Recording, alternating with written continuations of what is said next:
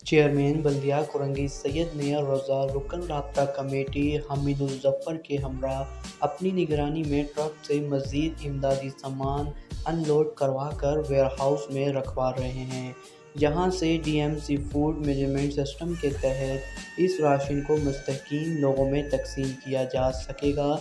इस मौके पर focal person Safer Hasan, chairman यूसी4 आसिम सदीकी और दीगर अफराद भी मौजूद थे।